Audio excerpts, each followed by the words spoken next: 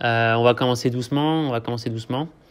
Bienvenue aux nouveaux. On a eu une grande vague de nouvelles arrivant là récemment. Et ça fait super plaisir suite à une vidéo TikTok qui a bien pété, donc c'est cool. Donc déjà, bienvenue aux nouveaux. Le but de ce groupe, pour résumer, c'est vraiment d'introduire des gens curieux ou qui veulent en savoir plus sur la blockchain, vraiment sur les introduire sur les bonnes pratiques et aussi comprendre comment ça fonctionne, par quoi commencer et surtout avec quoi commencer, donc quels outils. Et le but, c'est aussi de ne pas faire d'erreurs parce que quand on est un peu débutant comme moi je l'étais il y a quelques mois, moi aussi j'ai fait beaucoup d'erreurs parce que je comprenais pas, je pensais avoir bien compris comment fonctionnaient les blockchains et du coup je pensais être armé pour rentrer dans la finance décentralisée, la vraie. Et là pour le coup j'ai fait plein d'erreurs, j'ai perdu un peu d'argent, etc. Donc c'est pour ça que maintenant que je commence à être assez pas mal là-dedans et surtout à vulgariser les concepts. Je commence de plus en plus à être à l'aise sur faire des visios comme ça. Au départ, c'était un petit groupe d'une quinzaine de potes et c'est devenu un grand groupe. On est bientôt 300, ce qui est assez fou, quoi. Donc c'est cool. Donc voilà, chaque semaine, pour les nouveaux, j'essaye. La semaine dernière, je ne l'avais pas fait. Donc chaque semaine, je fais des visios comme ça sur des concepts blockchain. Une fois, on parlait de pool de liquidité. Une fois, on parlait de comment reconnaître un bon projet, comment investir dans un bon projet, ne pas se foirer, etc. On a parlé aussi de juste simplement comment débuter. Donc là, c'est une visio que je vais refaire parce que j'ai vu qu'il y avait plein de nouveaux qui étaient arrivés. On a aussi parlé de NFT, on a parlé de plein de choses. Donc aujourd'hui, le sujet du jour, c'est comment déjà commencer dans la blockchain, vraiment. Comprendre ce qu'est une blockchain, pourquoi c'est incroyable, pourquoi certains disent que c'est le futur, pourquoi aussi certains disent que c'est pas du tout le futur parce qu'il y a plein de dérives et plein de choses comme ça. Là, on essaye un peu de démystifier tout ça et techniquement vous donner les clés pour comprendre le mécanisme. Je suis tech à la base, je suis un développeur. Et j'ai été assez happé par tout cet écosystème parce que techniquement c'est assez fou et maintenant que j'arrive à bien comprendre techniquement comment ça marche, j'essaie de plus en plus à le vulgariser pour ceux qui ne sont pas techniques. Donc a priori vous. D'ailleurs s'il y a des devs dans la room là, j'ai créé un Telegram pour les devs, pour ceux qui veulent coder carrément dans la blockchain, faire des projets blockchain, etc. Et il me semble que je l'ai piné dans le Telegram et si c'est pas le cas, envoyez-moi un petit message, je vous donnerai le lien du groupe Telegram. Donc, bienvenue à tous. Alors, comment débuter dans la blockchain? Qu'est-ce que la blockchain, etc. Avant tout, je vais expliquer ce qu'est la blockchain, pourquoi Binance, pourquoi Coinbase. On voit plein de noms comme ça de sites internet pour acheter des bitcoins, des crypto-monnaies. En fait, qu'est-ce qu'on fait vraiment avec ça? Est-ce qu'on les possède vraiment? Où est mon wallet? C'est quoi un wallet? Comment en avoir un, etc. Donc, on va commencer par là. Alors, tout d'abord, la crypto-monnaie, la crypto-monnaie est une monnaie, on va dire, digitale, qui circule dans un écosystème qui s'appelle la blockchain. Qu'est-ce qu'une blockchain? Et en fait, c'est là où c'est intéressant. Ce pourquoi la crypto-monnaie est intéressante, c'est parce qu'elle est sur une blockchain. La blockchain est le nom de la technologie qu'on nomme, c'est la technologie qu'on nomme derrière la crypto-monnaie. Donc le bitcoin est une des crypto-monnaies. Qu'est-ce qu'une blockchain concrètement? Alors moi j'aime bien l'expliquer comme ça, parce que je sais que on entend plein d'explications différentes, mais j'aime bien l'expliquer avec beaucoup de métaphores, et vous allez voir, c'est assez sympa. La blockchain, voyez-le comme une grande base de données. C'est une base de données, une blockchain, d'accord? C'est une base de données, avec plein de données dedans, tout comme Spotify, ils ont leur propre base de données, où ils ont une liste de clients, une liste de musique, etc. Ou Amazon aussi, ils ont leur grande base de données d'articles, ils ont leur base de données clients aussi. Chaque boîte a sa propre base de données d'habitude. Ces bases de données, habituellement, elle est privée. Tu vois, tu peux pas il n'y a pas n'importe qui peut la voir, cette base de données. Souvent, elle est protégée et d'ailleurs, elle doit être protégée pour plein de raisons. Et Amazon, il n'y a que Amazon qui a accès à cette base de données. Tu vois. Alors, ils donnent accès à certaines données de cette base. Par exemple, les articles pour pouvoir les acheter, etc. Mais ils ne vont pas, par exemple, dévoiler votre carte bleue qui est stockée en base, ou votre nom et votre prénom, votre mail. Ils ne vont pas le dévoiler à n'importe qui sur leur site. Du coup, ils ont des bases de données et qui sont complètement privées et qui sont illisibles par les gens extérieurs à Amazon. Et ben voyez la blockchain comme ça. C'est une base de données aussi, où il se passe plein de choses dedans. Il y a des gens, il y a des transactions, il y a des montants qu'on peut voir. On peut voir, il y a sur telle adresse, il y a tel montant de crypto-monnaie, etc. C'est une base de données. À la différence des autres, c'est une base de données qui est complètement publique. Voilà. Donc, c'est-à-dire que n'importe qui peut consulter cette base de données, n'importe qui peut constater ce qui se passe dans une blockchain, d'accord ? N'importe qui. N'importe qui aussi peut écrire dans cette base de données. Alors, qu'est-ce que ça veut dire ? C'est-à-dire que n'importe qui peut, du coup, faire des transactions, donc écrire un historique dans cette base de données. Franck a envoyé un bitcoin à Jean. Voilà. Quand je lui envoie de l'argent, j'ai écrit cette phrase dans la blockchain. Okay ? Et n'importe qui peut le faire. C'est-à-dire, il n'y a pas de droit ou il n'y a pas de gouvernement, il n'y a pas des gens qui sont interdits d'écriture. N'importe qui. Donc ça, c'est la première différence d'une base de données classique. Et la deuxième différence, c'est qu'elle est lisible par tout le monde. N'importe qui peut constater ce qui se passe. Moi, je peux voir que Chloé elle a envoyé 5 bitcoins à Nicolas. Okay. Et ça, c'est assez aussi disruptif parce que du coup, il n'y a plus de cachotterie, quoi. Tu vois, on peut vraiment voir tout ce qui se passe dans une blockchain. Et c'est tout en fait. C'est à peu près tout entre là la différence avec la blockchain et une base de données. C'est juste qu'une blockchain, en effet, elle est n'importe qui peut écrire et n'importe qui peut la lire. Alors oui, non, parce qu'il y a aussi une autre différence, tu vois. C'est que la blockchain, dans le sens où elle appartient un peu à tout le monde parce qu'elle est écrite, n'importe qui peut écrire dedans et n'importe qui peut lire, donc elle appartient un peu à tout le monde. Il n'y a pas vraiment de concept de ownership, d'appartenance. En fait, ça se base sur un consensus. En fait. C'est-à-dire qu'il y a plein d'ordinateurs dans le monde qui, toutes les minutes, voire même toutes les secondes, pour certaines blockchains, va aller vérifier si les gens ont le droit d'écrire telle ou telle chose. Est-ce que j'ai le droit d'envoyer un bitcoin à Chloé ? En gros, ça veut dire, est-ce que j'ai vraiment ce bitcoin dans mon wallet ? Est-ce que je ne l'aurais pas créé ? Est-ce que je n'ai pas faké en disant je vais envoyer un bitcoin ? En fait, j'en avais pas un vraiment. Donc en fait, il y a des ordinateurs dans le monde qui va vérifier tout ça. Pour qu'il n'y ait pas de fraude en fait. Et du coup, comment le protocole fonctionne ? Il fonctionne sur un principe de consensus, c'est-à-dire qu'il faut qu'il y ait la majorité des ordinateurs qui soient d'accord avec chaque chose qui est écrite dans la blockchain pour que ça continue en fait. Okay ? Donc à chaque transaction, c'est vérifié par des centaines de milliers d'ordinateurs dans le monde. Et comme des centaines d'ordinateurs dans le monde, pour pouvoir frauder, il faut que plus de la moitié de tous ces ordinateurs-là soient d'accord avec une fraude, ce qui est quasiment impossible, parce qu'il y a tellement d'ordinateurs, c'est un petit peu comme tout le monde devrait se passer le mot « attention, dans la ligne 57, il faut que Chloé envoie 2 bitcoins, toi aussi ».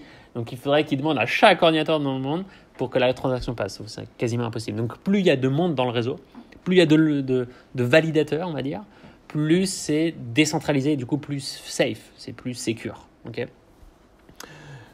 C'est tout ce que vous avez à savoir à peu près sur le fonctionnement d'une blockchain. Voilà, c'est décentralisé, lisible par tous, n'importe qui peut écrire, mais par contre il y a des ordinateurs qui vérifient ce que vous faites pour savoir si vous avez le droit de le faire. Est-ce que vous avez le droit en effet d'envoyer tel ou tel bitcoin à telle personne, Ok ? Voilà pour ce qu'est une blockchain. Maintenant, parce que sinon ça serait trop simple, il y a plein de types de blockchain qui existent. Et c'est là qu'il y a souvent les premières confusions de gens qui arrivent dans ce milieu-là. On assiste à une confusion qui est laquelle ? C'est quoi en fait la différence entre une blockchain et une crypto-monnaie, concrètement ? Parce qu'on entend parler de Bitcoin, on entend parler de Ethereum, on entend parler de Doge, on entend parler de BNB, de Binance, de plein de choses différentes. On ne sait plus vraiment ce qu'est vraiment... Est-ce que c'est une crypto-monnaie ? Est-ce que c'est le nom d'une blockchain ? Est-ce que c'est le nom d'une plateforme ? Donc on va démystifier encore une fois tout ça. Voyez un peu le monde de la crypto-monnaie comme une planète. Okay. Voilà, c'est une planète dans laquelle il y a plein de pays. Voilà. Et sur cette planète-là, il y a plein de pays. En fait, ça représente chaque blockchain. Il existe beaucoup de blockchains sur cette planète, donc beaucoup de pays. On a le plus gros des pays, qui s'appelle le pays Bitcoin. Voilà, il y a un pays, qui s'appelle Bitcoin, et dans ce pays-là, il y a un système économique qui existe. Comme dans la vie réelle, chaque pays a son propre système financier et économique. Aux États-Unis, c'est le dollar, dans tel pays, c'est telle monnaie. Donc là, c'est pareil. Dans le pays Bitcoin, il y a un système monétaire très spécifique à Bitcoin. Et dans ce pays Bitcoin, la monnaie principale de ce pays-là est le Bitcoin aussi. Donc, différenciez bien, il y a le nom du pays qui est Bitcoin avec un B majuscule et le nom de la monnaie qui est Bitcoin avec le B minuscule.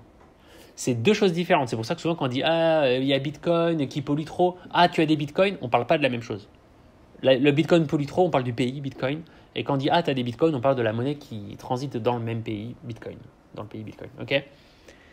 Le deuxième plus gros pays de cette planète est le pays Ethereum. Okay. Et en effet, dans ce pays Ethereum, vous imaginez que la monnaie principale de ce pays-là est l'Ether. C'est même pas Ethereum, ça a un autre nom, c'est Ether. D'accord ? D'ailleurs, chaque monnaie a des symboles. Hein. Ether, par exemple, c'est ETH. Et Bitcoin, la monnaie Bitcoin est BTC. Okay, ça, vous le savez déjà, je pense. Donc, on a le pays Bitcoin, dans lequel il y a des Bitcoins qui transitent. Et on a le pays Ethereum, dans lequel il y a la monnaie Ether qui transite. Mais il existe aussi d'autres pays. Par exemple, il y a un pays aussi très gros qui s'appelle la Binance Smart Chain, BSC. Souvent, les gens l'appellent BSC, cette blockchain-là. La Binance Smart Chain, c'est un pays qui a été créé par Binance, qui est une entreprise privée. Okay. Binance est une entreprise privée. Quand vous allez sur Binance.com, vous arrivez sur le site d'une entreprise. Cette entreprise-là est un acteur majeur dans les crypto-monnaies. Ils ont plusieurs produits d'ailleurs. Ils vous proposent un exchange, on va voir ce que c'est tout à l'heure, qui est en effet Binance.com. C'est là où vous pouvez acheter des crypto-monnaies. Ça s'appelle un exchange, comme un bureau de change, quoi. Mais ils ont créé aussi une monnaie qui s'appelle le BNB. Et là, vous allez vite comprendre que c'est du coup la monnaie principale du pays Binance Smart Chain. Okay. Ils ont créé aussi d'autres choses. Hein. Ils ont créé aussi une carte bleue Binance qui est reliée à votre compte Binance. Ils ont sorti aussi une application. Enfin bref, ils ont pas mal de produits Binance. C'est un peu comme Apple, quoi. Ils ont plein de produits. Eux, pareil. Binance a plein de produits. Et fatalement, ils ont créé leur propre blockchain, donc leur propre pays qui est la Binance Smart Chain. Sachez bien une chose, les amis, et c'est là que c'est un peu tricky, qu'il faut bien comprendre ça. Dans chaque pays, il peut transiter d'autres crypto-monnaies aussi. Par exemple, sur la blockchain, donc dans le pays Ethereum, la monnaie principale est l'Ether, ça vous vous souvenez. Mais il peut y avoir aussi d'autres crypto-monnaies qui transitent dans ce pays-là. Okay. C'est un petit peu comme si du jour au lendemain, les États-Unis commençaient à accepter l'euro aussi. Okay. Donc dans Ethereum, ils acceptent quand même d'autres monnaies. Et là, vous pouvez, par exemple, on entend le token Uni de Uniswap. On peut entendre le token, je sais pas, il existe d'autres tokens. Là, j'en ai pas en tête dans Ethereum. Je suis pas beaucoup sur Ethereum. Je pense que vous allez vite le comprendre parce que c'est un peu cher comme pays. Vous allez comprendre pourquoi. Mais voilà, il peut y avoir d'autres tokens qui transitent dans ce pays Ethereum. Tous ces tokens qui sont acceptés par le pays Ethereum, ils ont tous une particularité commune, ces monnaies-là. En fait, elles sont basées sur un protocole qui s'appelle ERC20. Okay. C'est le nom de la typologie du token accepté dans le pays Ethereum. J'espère que vous êtes toujours là. Donc, pays Ethereum, la monnaie principale, l'Ether. D'autres crypto-monnaies qui existent aussi, mais qui partagent tous la même typologie, qui est le ERC20. Ethereum n'accepte que le ERC20. Ils n'acceptent pas autre chose. Dans le pays Ethereum, par exemple, il est impossible de posséder des bitcoins. Bitcoin est une monnaie qui n'a rien à voir avec Ethereum. Il est dans son pays, Bitcoin. Gardez en tête que chaque pays, les monnaies qui transitent dedans ne peuvent pas sortir de leur pays. Il est impossible qu'une monnaie sorte de son pays. C'est techniquement impossible. En fait, fondamentalement, quand vous regardez dans la technique, il est impossible qu'une crypto-monnaie sorte de sa blockchain. Impossible. Un Bitcoin restera toujours dans son pays Bitcoin. Un Ether restera toujours dans son pays Ethereum. L'Uni, qui est le token de Uniswap, ils sont sur Ethereum, il ne pourra jamais sortir d'Ethereum, etc., etc. D'ailleurs, pour la Binance Smart Chain, aussi, il y a d'autres crypto-monnaies qui peuvent exister, autres que le BNB, qui est la monnaie principale de la Binance Smart Chain. Et là, on peut penser à des tokens, par exemple Cake, qui est la crypto-monnaie de PancakeSwap. On peut aussi, il y a plusieurs crypto-monnaies sur la BSC qui existent aussi dans ce même pays, donc la BSC. Et ces tokens-là, leur typologie s'appelle les BEP20. Donc sur Ethereum, on a les ERC20. Tous les tokens ERC20 sont acceptés. Et dans le pays Binance Smart Chain, toutes les crypto-monnaies BEP20 sont acceptées. Donc on a un peu 3 gros pays. On en a d'autres, mais ils sont beaucoup plus petits. En vrai, hein, mais ils sont pas très connus des autres pays. Donc maintenant, une fois qu'on a compris ça, on se demande, mais attends, c'est bizarre, Franck, ce que tu me dis. Parce que moi, quand je vais sur Binance ou Coinbase, enfin des sites comme ça qui vous permettent d'acheter des crypto-monnaies, je peux échanger des bitcoins contre des Ethers. Du coup, ton histoire de une crypto peut pas sortir de sa blockchain, c'est pas vrai en fait. Eh bien si. En fait, ce qui se passe, quand vous échangez des bitcoins contre des Ethers sur Binance, par exemple, eh bien, vous ne faites pas vraiment un échange. Vous n'allez pas piocher dans le pays Bitcoin pour injecter des Ethers depuis le pays Ethereum. Il ne se passe pas vraiment ça. En fait, ce qui se passe concrètement, techniquement, et là, vous allez comprendre pourquoi c'est très important que j'insiste sur ce point pour après, lorsque vous allez vraiment exécuter dans la blockchain, pour éviter de faire des erreurs. En fait, ce qui se passe quand vous êtes inscrit sur Binance ou Coinbase, des exchanges, quoi, ce que fait l'exchange, ce que fait le site, c'est qu'il vous ouvre des comptes dans tous les pays du monde. Et elle est là, la subtilité. En fait, vous ne le voyez pas, vous pensez que vous avez un compte, et du coup, vous allez avoir des crypto-monnaies dans le même compte. Mais en fait, non. Binance, ce qu'il fait, c'est qu'il vous ouvre un compte dans chaque pays, et du coup, suivant ce que vous voulez acheter, par exemple, si vous voulez acheter des bitcoins, il va approvisionner votre compte qui est dans le pays Bitcoin. Si vous voulez des Ethers, il va alimenter votre compte qui se situe dans le pays Ethereum en Ether. Si vous voulez du cake, qui est en effet dans le pays Binance Smart Chain, il va plutôt alimenter votre compte qui est dans... Donc en fait, vous avez plein de comptes. Quand vous ouvrez un compte Binance, automatiquement, vous avez tous les comptes dans tous les pays du monde. Vous voyez ça vraiment comme ça. Donc du coup, lorsque vous échangez des bitcoins contre des Ethers, la seule chose que vous faites réellement, c'est que Binance vous prend des bitcoins de votre compte qui est dans le pays Bitcoin, ok, et il vous alimente en Ether dans votre compte Ethereum. En fait, c'est ce qui se passe. Ok, il n'y a pas de transition entre les pays, mais en fait, il pioche dans votre compte Ethereum et il vous rajoute dans le compte d'un autre pays ou vice versa. C'est ce qui se passe concrètement lorsque vous tradez des crypto-monnaies sur les exchanges. Ok. Donc voilà. Alors, maintenant, on va parler plus des exchanges, Binance. Ce que je vous propose pour les débutants, maintenant que vous avez compris ça et que vous êtes armé, entre guillemets, pour commencer à attaquer doucement les crypto-monnaies, vous ouvrez un compte sur un exchange. Un exchange, c'est un bureau de change, c'est ce que je vous ai dit tout à l'heure. C'est un compte que vous allez créer sur un site d'une entreprise privée. Okay. C'est exactement en fait, c'est une banque, si vous voulez, et qui va vous permettre d'ouvrir des comptes dans toutes les blockchains du monde et que vous allez pouvoir, du coup, acheter des crypto-monnaies, en vendre, etc. Donc alimenter vos différents comptes sur les blockchains. Okay. Et d'ailleurs, ce qui vous permet aussi, c'est d'échanger des fiat. On appelle ça un fiat, tout ce qui est monnaie traditionnelle, donc l'euro, le dollar, le yen, bref, tout ce qui existe dans la vie réelle en crypto-monnaie. Et vice-versa, crypto-monnaie en fiat. Fiat, c'est les initiales de je ne sais plus quoi. Vous regarderez sur Google, c'est un terme qui définit les monnaies traditionnelles dans la vie réelle. Okay. Donc du coup, c'est ça un bureau de change, un exchange en français. Donc Binance, Coinbase, ou lequel choisir. Il y a aussi Bitforex et Bitmax. Il y en a plusieurs qui existent. Est-ce qu'il y en a un mieux que l'autre? Franchement, là, je vais vous laisser regarder. Mais honnêtement, moi, j'aime bien être sur Binance parce que je sais que c'est le plus gros des exchanges. C'est celui qui propose le plus de crypto-monnaies aussi. Parce que du coup, les exchanges n'ont pas forcément tous le même listing de crypto-monnaies. Du coup, je sais que voilà, c'est plutôt fair. En plus, ils ont un écosystème assez complet, un peu comme Apple. Donc bon, en plus de ça, les frais, ah oui, important, les frais pour déposer des fonds en fiat, en euros par exemple, sur votre compte, sont très très bas par rapport à Coinbase par exemple, qui vous demande un certain pourcentage qui est assez vénère. C'est un peu des voleurs, je trouve, Coinbase pour le coup.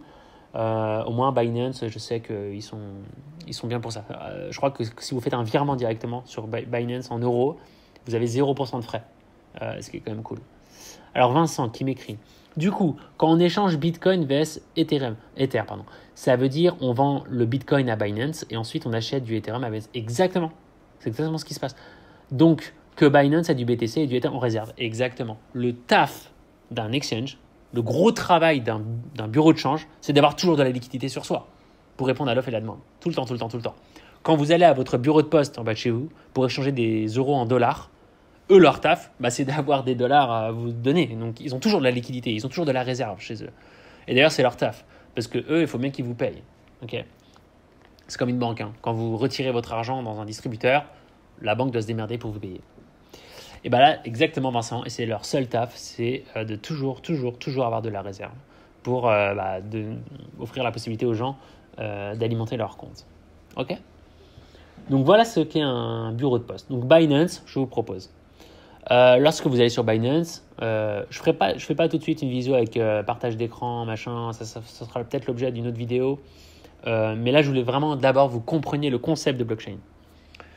Parce que du coup, qu'est-ce qui va se passer ? Lorsque là, vous allez avoir votre compte Binance, vous allez avoir des euros, vous allez être content, vous allez vite vouloir acheter des crypto-monnaies. C'est cool, vous allez acheter, admettons, je sais pas, 0,1 Bitcoin, parce qu'il est quand même cher le Bitcoin. Hein. Je crois il est monté à 40 000 $ aujourd'hui, je crois. Ou bien vous voulez avoir un peu de cake, un peu de Dodge aussi, un peu de nana. D'ailleurs, Dodge, au passage, Dodge est un pays. C'est une blockchain, Dodge. Ok. Il s'appelle Dodge, d'ailleurs, la blockchain s'appelle Dodge. Et la monnaie principale de cette blockchain est le Dogecoin. Ok. Donc voilà, donc je reviens sur mon petit parcours. Voilà, j'ai des crypto-monnaies, tout ça. Maintenant, le problème avec les exchanges, en fait, il y a un problème avec les exchanges, vous voyez, parce que l'argent, est-ce que vous le possédez vraiment ? En fait, vous ne le possédez pas vraiment. Vous le possédez dans le sens où vous avez un compte Binance, en effet, et que Binance vous dit « Ah, bien joué, tu as 0,1 Bitcoin. » Mais c'est tout. C'est-à-dire que Binance ne vous donne pas accès à votre wallet de chaque pays. Il ne vous donne pas accès à ça. On appelle ça un exchange custodial, un custodial wallet. Un custodial wallet, ça veut dire que c'est un site qui gère votre argent pour vous.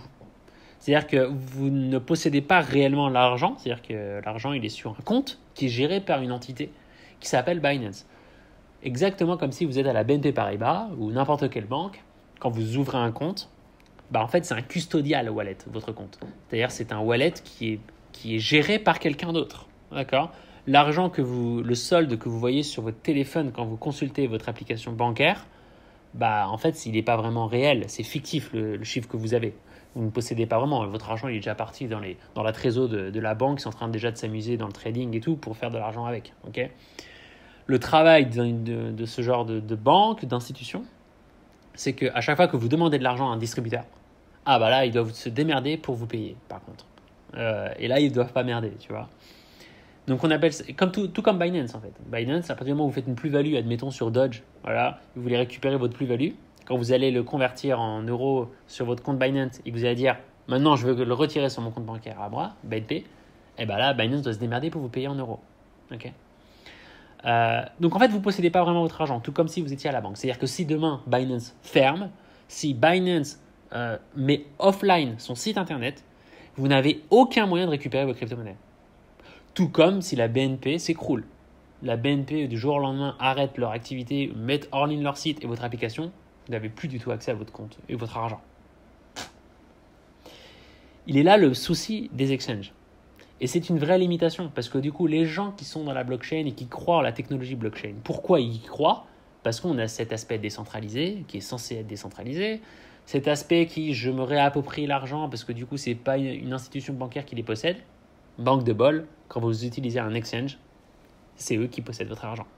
Donc en fait, trader des crypto-monnaies sur Binance, Coinbase, etc., c'est exactement comme si vous faisiez du trading bourse traditionnel sur des sites de trading de bourse. C'est la même chose. C'est exactement pareil. En termes de risque de perdre son argent si vous ne faites pas confiance à ce fameux tiers de confiance, c'est la même chose. Okay. Du coup, et c'est là que moi je trouve excitant, c'est de arrêter d'utiliser les exchanges et d'aller vraiment dans la finance. On appelle ça du coup la finance décentralisée. C'est-à-dire que là, je ne passe même plus par une institution pour gérer mon argent. C'est moi qui gère mon argent avec mon propre wallet. Je vais avoir le contrôle sur mon wallet sur Bitcoin, mon wallet sur Ethereum, mon wallet sur la Binance Smart Chain. Je veux en avoir complètement le contrôle. Donc les 3 comptes là des 3 pays, je veux avoir le contrôle dessus. Et bien là, vous êtes obligé de passer par la finance décentralisée et de quitter Binance pour ça. Et là, vous rentrez dans je trouve, pas le côté obscur, mais le côté un petit peu excitant de la blockchain. Parce que moi, ça m'amuse toujours les gens qui disent « Ouais, je suis dans la blockchain depuis des années, j'ai un compte Binance et je trade toute la journée. » En fait, il ne fait pas vraiment de blockchain, c'est juste qu'il s'amuse à faire du trading et faire de l'argent. Point. Il ne s'intéresse pas du tout à la techno derrière. Et d'ailleurs, du jour au lendemain, si l'exchange meurt, il n'a plus son argent. En fait, c'est pas du tout décentralisé ce qu'il fait, ce monsieur. Du coup, ça m'amuse un peu. Et là, ce que je vais vous proposer, et d'ailleurs, c'est ce pourquoi j'ai fait ce groupe-là, c'est vraiment pour parler aussi finances décentralisées, les projets qu'il peut y avoir en dehors de Binance et qui sont très excitants. Et c'est là que vous pouvez faire des plus-values incroyables. Et je vais vous expliquer pourquoi. Donc, c'est tout le sujet, en fait. C'est tout le sujet. C'est de la finance décentralisée. Donc, ce que je vous propose, c'est de mettre un peu en confrontation les deux types de faire de la blockchain, faire de la crypto-monnaie, trader de la crypto-monnaie. Soit vous êtes sur Binance, Coinbase, machin, un exchange, bref, et vous tradez de la crypto-monnaie, mais vous ne possédez pas vraiment vos crypto-monnaies. Par contre, c'est très facile, en effet. En un clic, bam, bam, tu échanges du Bitcoin contre n'importe quoi. C'est hyper rapide, c'est incroyable, les frais, il n'y en a quasiment pas, c'est fou, c'est le feu, ok. En termes d'expérience utilisateur, c'est incroyable. En termes d'appropriation de la monnaie, et c'est pas vraiment là, quoi. Eh bien, à côté, vous avez la finance décentralisée, et là, c'est vous et vous-même contre la blockchain. Et là, en effet, c'est un peu plus complexe pour faire du trading, okay, parce que vous allez voir que les outils ne sont pas si simples que ça, et c'est pour ça que j'ai créé ce groupe et pour vous montrer comment ça marche.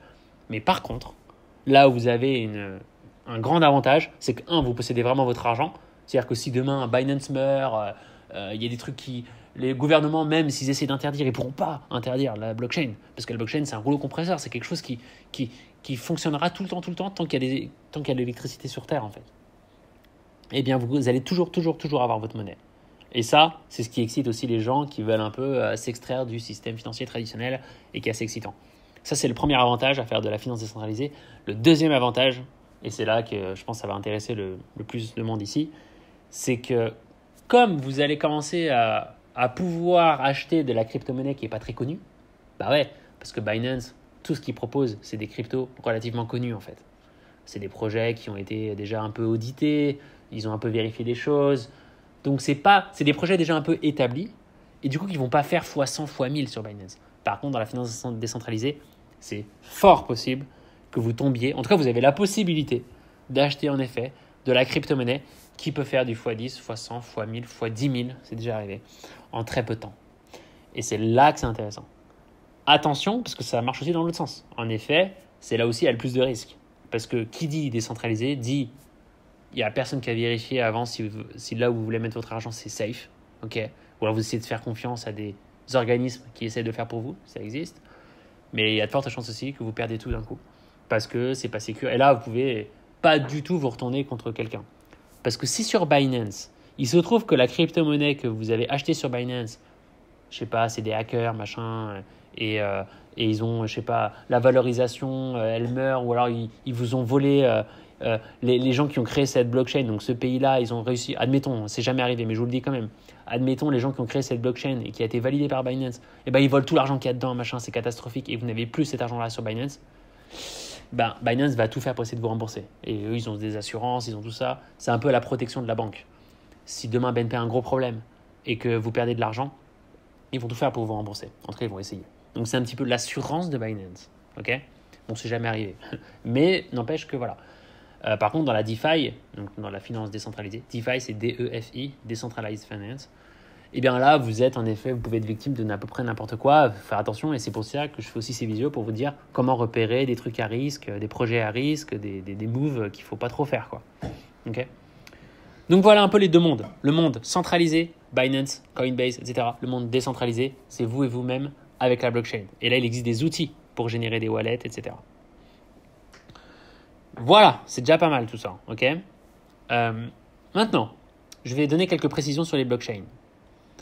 Au sein d'un même pays, donc au sein d'une même blockchain, okay, toutes les transactions, à chaque fois qu'il y a une transaction qui est faite, par exemple, dans le pays Ethereum, voilà, si je veux envoyer 2 Ethers à Chloé, sans passer par Binance, ça y est, on est dans la finance décentralisée, regardez ça en tête, on s'occupe plus de Binance. Je vais parler de la finance décentralisée là. Et bien quand je vais envoyer 2 Ethers à Chloé, et bien je vais payer une taxe quand même. Comme dans tout pays, il y a des taxes, voilà. Et bien je vais payer une taxe. Chaque pays a ses propres règles pour les taxes, ses propres taxes en fait. Il se trouve que dans le pays Ethereum, la taxe elle est assez chère. Je vous avoue, c'est un peu chiant parce que pour envoyer 2 Ethers à Chloé, je dois payer entre 20 et 30 $ de frais, quoi. À chaque virement. Alors, c'est chiant, tu vois. En plus de ça, c'est pas instantané. Hein.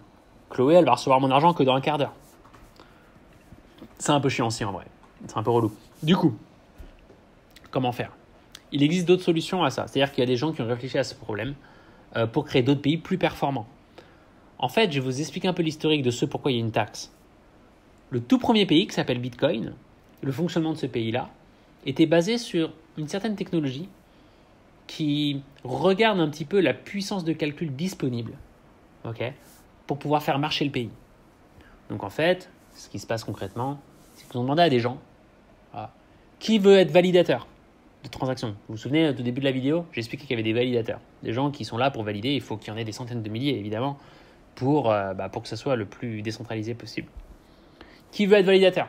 Toi, ok, cool, machin, on commence à être plusieurs, c'est cool. Donc plus il y a de gens, plus c'est décentralisé, on aime bien, machin. Maintenant, il y a des centaines de milliers, donc c'est cool. Mais par contre, le protocole, il doit récompenser ces gens-là. Le protocole, donc le pays, la blockchain. Quand je dis protocole, blockchain, pays, c'est la même chose. Okay, c'est vrai que je dis des termes un peu. Eh bien, il faut bien qu'ils récompensent ces gens-là, qui font que le pays existe, en effet.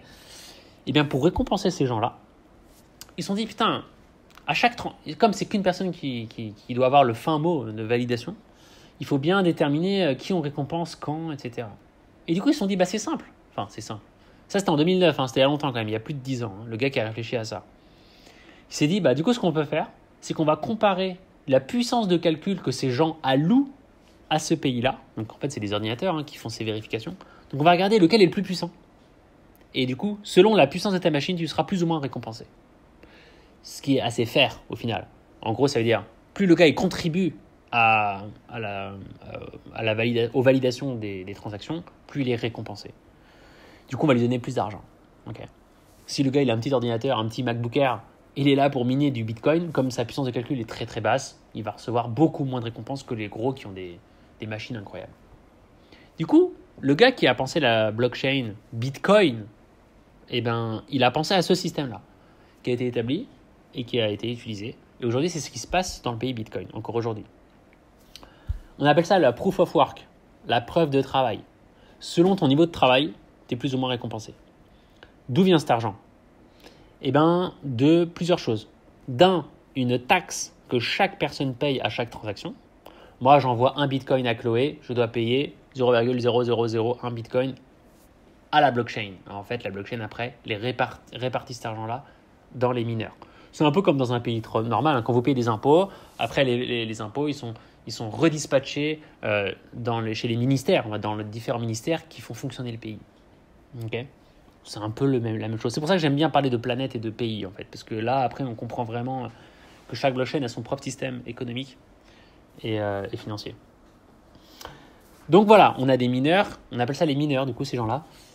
Pourquoi ? Parce que en plus d'obtenir la récompense qui viennent des taxes, le protocole, il prévoit aussi une création de la monnaie. Donc, il crée un Bitcoin à chaque bloc de transactions, parce que c'est des batchs de transactions, parce qu'il y a plusieurs transactions, mais il y a des milliers de transactions à la seconde. Il fallait bien qu'il compile, en fait, il compresse ça en blocs. Ouais.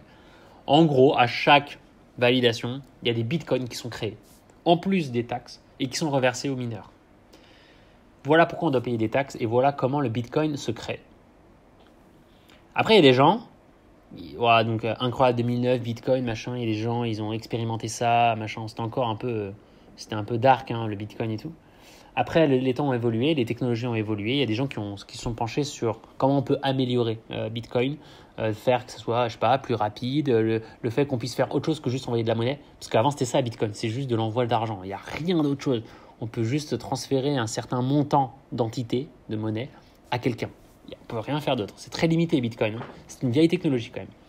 En plus de ça, vu que c'est basé sur une preuve de travail, ça pollue beaucoup parce que du coup, ça incite les gens à avoir de grosses machines et du coup, pour avoir de grosses récompenses parce qu'ils veulent miner. Et là, il y a des catastrophes écologiques. Il y a des fermes de minage qui sont incroyablement polluantes pour la planète. Voilà le gros problème de Bitcoin aujourd'hui d'ailleurs. Quand vous lisez les médias, souvent, les gens critiquent le Bitcoin pour cette raison principalement. Ce qui est plutôt, je comprends ces gens-là aussi. Mais du coup, il y a des gens qui ont réfléchi à ça. Comment on peut résoudre ces problèmes ? Donc, en 2015, 6 ans après, Bitcoin, est né Ethereum, une nouvelle blockchain. Poum ! Putain, incroyable. Qu'est-ce qu'elle a de nouvelle, cette blockchain ? Pourquoi ce pays est plus innovant que l'ancien, qui est Bitcoin ? C'est simplement, le gars qui a créé Ethereum, il s'appelle Vitalik, il est assez connu dans le milieu.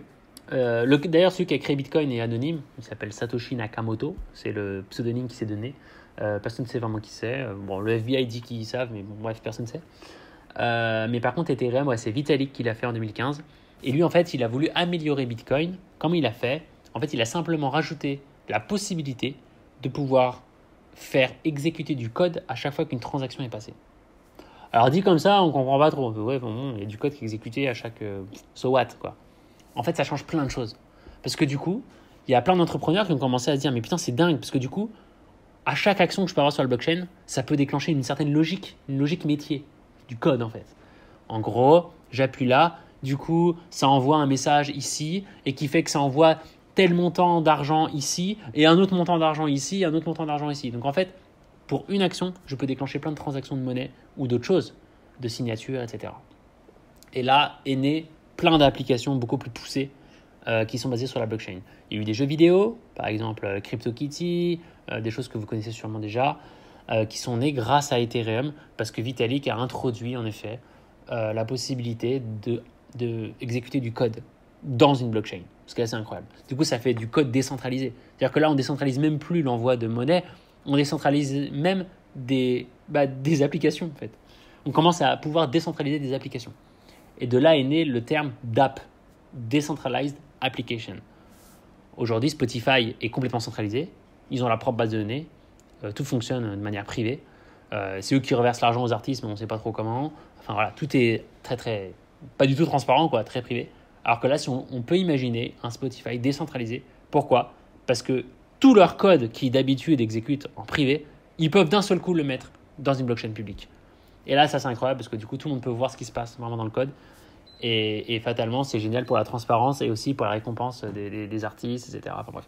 Et là, vous imaginez bien que ça ouvre plein de perspectives assez optimistes pour des applications qui peuvent vraiment changer de paradigme de plusieurs industries.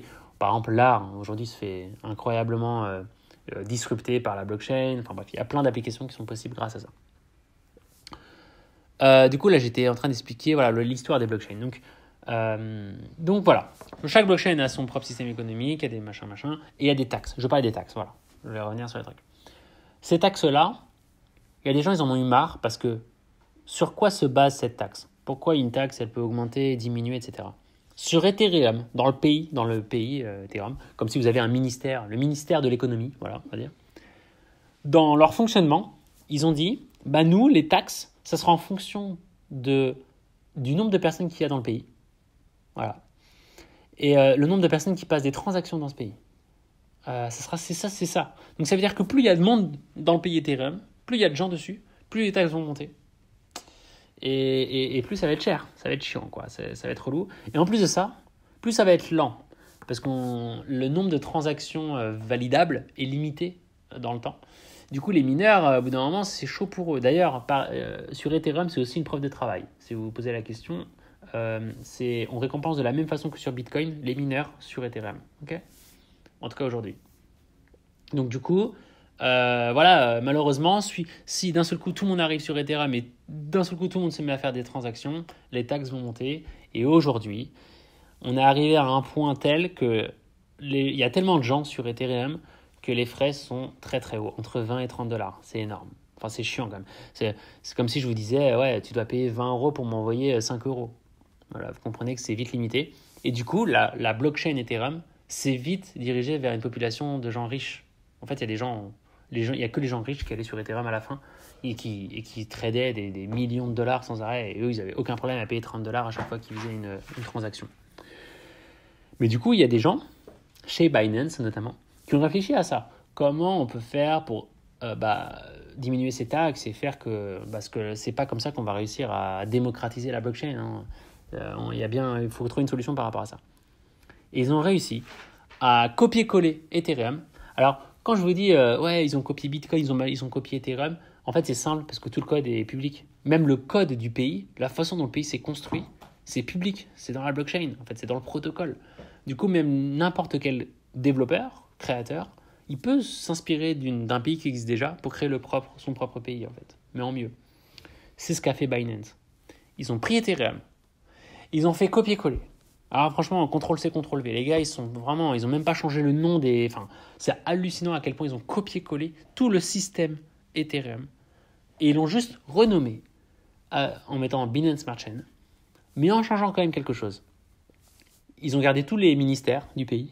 Voilà. Par contre, ils ont même gardé le ministère du logement, et là vous allez comprendre d'où je veux en venir.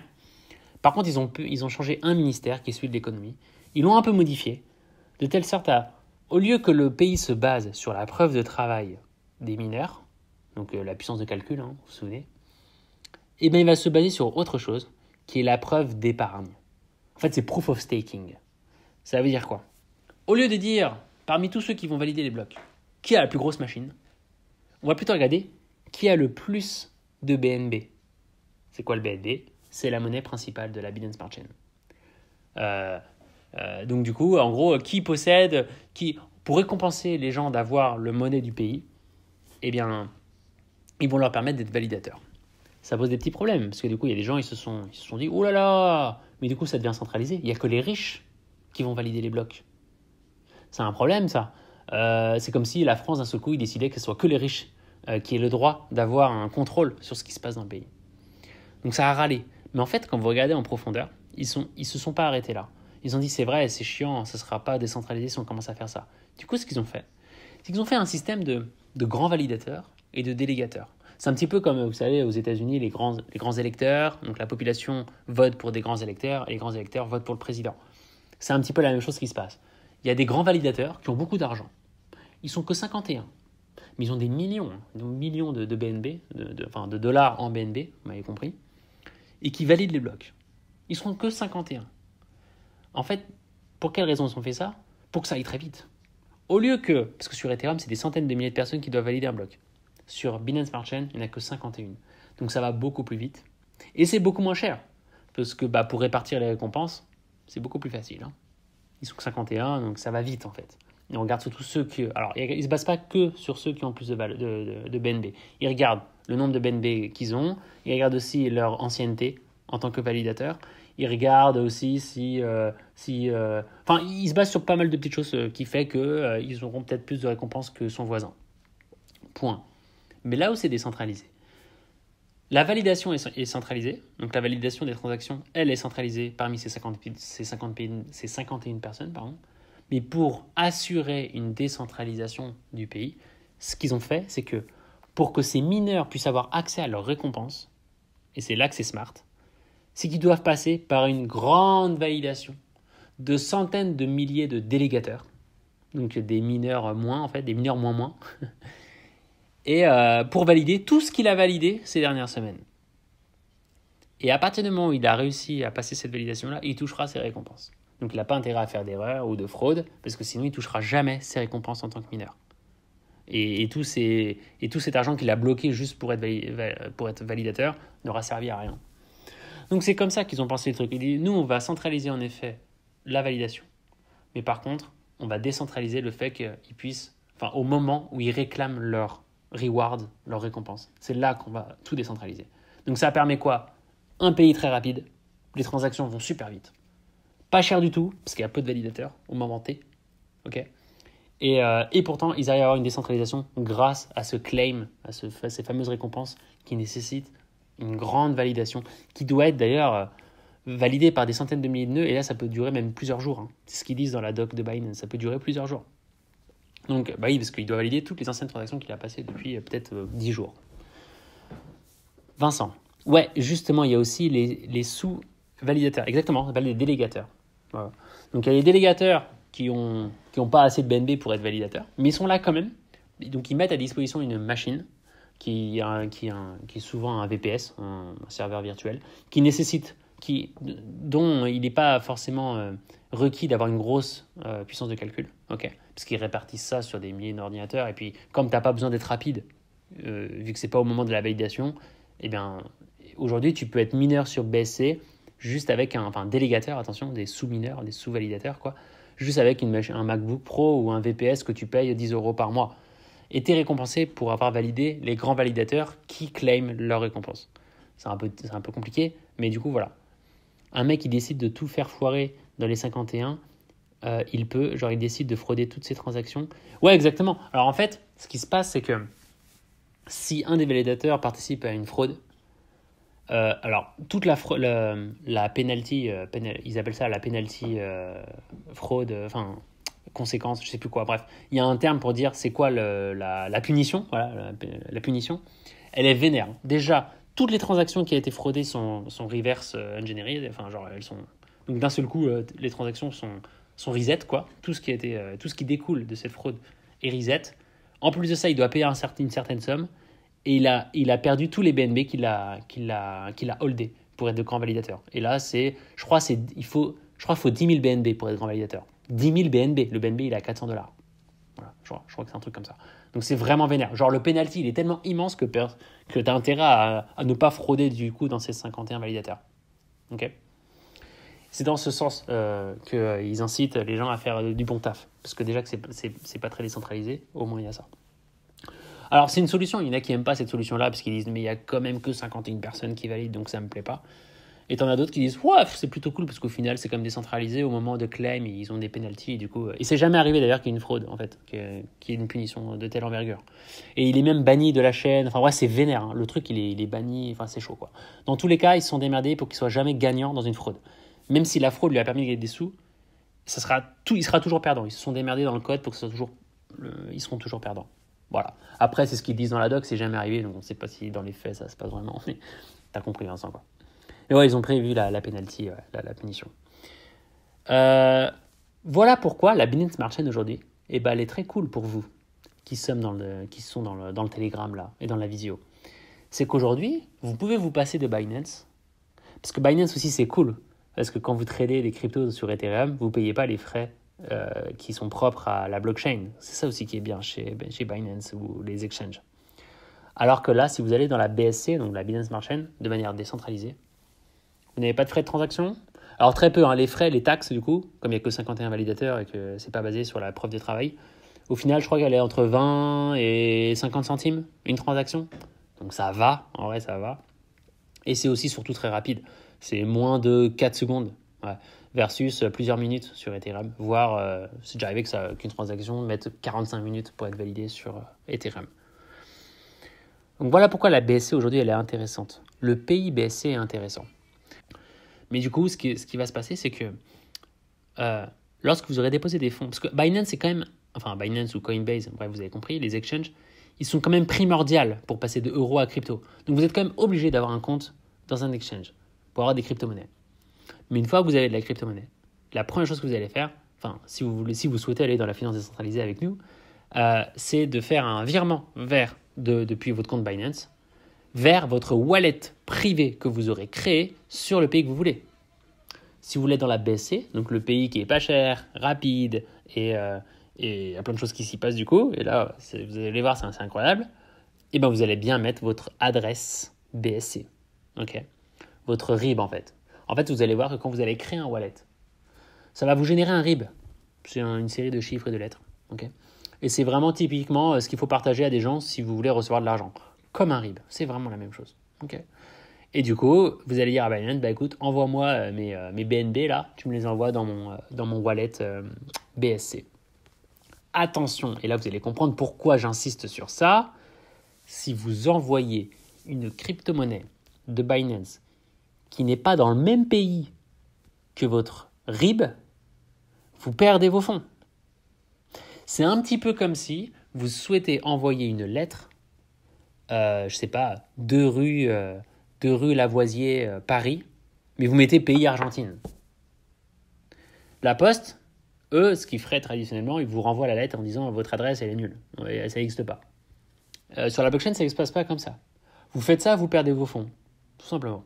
C'est comme si vous avez balancé de l'argent comme ça. Okay. Donc, quand vous allez faire votre virement, il faut que l'adresse, votre RIB, corresponde bien au pays de la crypto-monnaie que vous voulez recevoir. C'est ça qui est très important et c'est là que je vois trop d'erreurs. Okay, c'est-à-dire qu'il y a des gens qui se lancent comme ça dans la finance décentralisée, qui ne connaissent pas ça, ces concepts, et du coup ne comprennent pas pourquoi « Oh, j'ai perdu mes Ethereum, pourtant j'ai mis mon adresse Dodge. » Bah, c'est normal, Dodge n'a rien à voir avec Ethereum, frère. Oui. Donc il est là le point, c'est que avant de transférer n'importe quelle crypto-monnaie dans un wallet, la première chose que vous voulez vous poser comme question, c'est est-ce que cette crypto-monnaie existe bien dans le pays du RIB, en fait, de ce wallet que vous voulez envoyer. Okay, par là où vous voulez envoyer votre argent. C'est très, très important. Donc pour ça, moi, ce que je vous propose, parce que ça fait déjà 1 heure et moi, comment dire, j'insiste pour que mes visios ne durent plus qu'1 heure, parce que sinon, on va pas en finir. Et puis, je sais qu'il y a des gens qui ont d'autres choses à faire aussi le soir. Ce que je vous propose, c'est de vous documenter sur YouTube, sur ces crypto-monnaies-là, sur quelle crypto-monnaie appartient à quelle blockchain, et commencer à regarder les outils pour sortir dans la finance décentralisée. Pour ça, je vous mets dans le chat. Par exemple, il y a Binance Academy qui est génial. C'est là où j'ai le plus appris, moi, en termes de compréhension de blockchain. Donc, Binance Academy est génial pour commencer à comprendre certaines choses dans la blockchain. Il y a des articles en français et en anglais. Sinon, vous allez sur YouTube et là, vous avez Asher. Puis, il y en a d'autres aussi qui vulgarisent un peu ce que c'est la blockchain, etc. Maintenant, ce que vous pouvez commencer à regarder, c'est MetaMask. Vous pouvez commencer à l'installer maintenant, qui est un plugin Chrome qui vous permettra de créer un wallet dans le pays que vous voulez. Ok. Alors, oui et non. MetaMask ne vous permet pas d'ouvrir un wallet sur Bitcoin, par exemple. MetaMask, avec MetaMask, vous pouvez ouvrir un compte sur Ethereum. Vous pouvez aussi ouvrir un compte sur Binance Smart Chain. Et même d'autres pays qui sont gérés. Ok. Mais pas Bitcoin. Mais souvenez-vous que Bitcoin, en vrai, on ne va pas trop s'en servir. Parce que si vous voulez des Bitcoins, moi, je vous conseille vraiment d'aller sur Binance, dans All Day. Sinon, il y a une autre méthode, c'est vrai, pour avoir des Bitcoins. Et là, c'est un petit spoil pour la prochaine visio, mais je vous le dis quand même. Il y a les gens qui ont fait des pays, donc Binance Smart Chain ou Ethereum, ils se sont dit, putain, c'est chiant parce que comme on ne peut pas transférer une crypto-monnaie d'un pays à l'autre, d'une blockchain à une autre, eh bien, les gens qui ont des bitcoins, ils vont être embêtés, ils ne vont pas aller chez nous. Ouais. Bah, ils ne vont pas aller chez nous, ils ne vont pas pouvoir échanger des bitcoins contre d'autres crypto-monnaies de chez nous, sauf s'ils passent par un exchange. Mais du coup, ils vont perdre des clients, entre guillemets, vous voyez ce que je veux dire. Du coup, ils ont réfléchi à ça, ils ont dit, putain, comment on peut faire? Eh bien, ce qu'ils ont fait, les créateurs de Ethereum, ils ont créé une monnaie on appelle ça des copies on va dire, c'est des pegged tokens. En fait, c'est des copies de tokens. Ils ont créé une version de Bitcoin sur Ethereum. Et du coup, c'est pas vraiment BTC, mais c'est BTC Ethereum, pegged Ethereum en fait. En fait, ils ont créé une monnaie dans Ethereum dont le prix est toujours calé sur le vrai Bitcoin qui est dans l'autre pays.